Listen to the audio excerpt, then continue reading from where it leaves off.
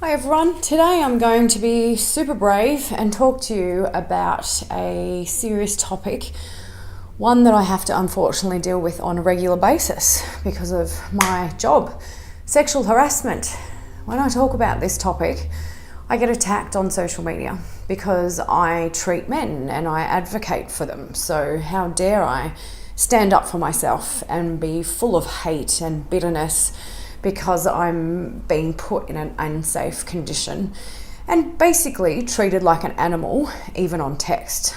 But when my safety is at risk, because of that, I have something to say about it. And that's what I'm going to do today. I'm a massive campaigner of the Me2 movement. And today I'm going to ruffle some feathers. I know that, and I'm hoping that it doesn't ruffle too many. More and more women are contacting me privately, asking me for help, and the conditions they are facing in their relationships because of porn and sex addiction is blowing my mind. Not until this week have I had such a daunting experience, and to be honest, I think I handled it pretty well. But today it's actually catching up with me as I try and process what occurred. So today I've decided I'm going to find my voice and I'm going to get on camera and I'm going to talk about it. Let's just hope that there are no ramifications or consequences of me doing that, and that the situation does not worsen because this person decides to come after me. I was sexually harassed for a whole 2 hours one day this week.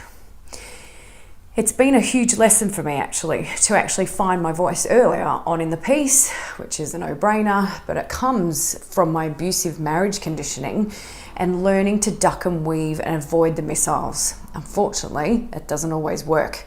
This guy was a professional fighter, and let's just say my intuition told me to keep the peace, remain professional, and not let my inner warrior fight. I should have known when he stuffed me around with the booking. The signs are always there. I should have known when he wouldn't pay the deposit. I should have known when he didn't want to fill in the form. I should have known when he didn't want to give me his surname or contact details.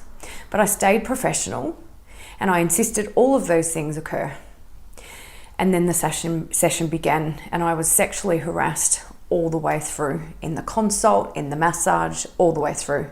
Inappropriate comments about my looks and wanting to date me, saying I'm hot, and he wanted to be my girlfriend, making me feel very, very awkward and unsafe. What started off as him convinced that he was just flirting with me and me trying to just laugh it off turned into a very uncomfortable situation. I did call him on it very early and suggested that we don't even start the massage as he was being inappropriate and making me feel unsafe. He pulled his head in for 2 minutes and then it continued. I was actually scared to stop and kick him out. So I kept going.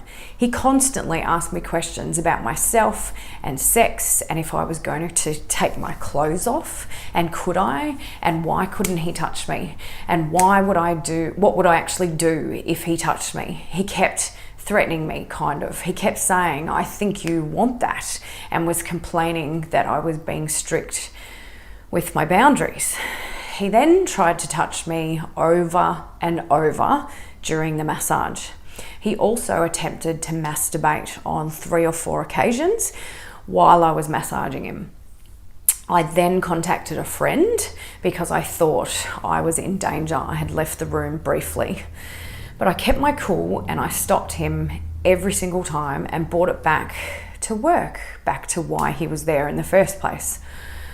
I'm trying to make a difference in this world and how we actually move forward for my daughter's sake and all the women out there, in how men treat women, in how women treat themselves.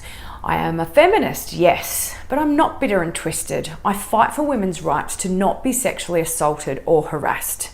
But I fight hard for men as well, and I'm very, very disappointed by the constant text messages and comments made on my social media pages by men who are disgraceful. You need to stop. If you think porn addiction doesn't affect your life at all, think again. This man was a porn and sex addict.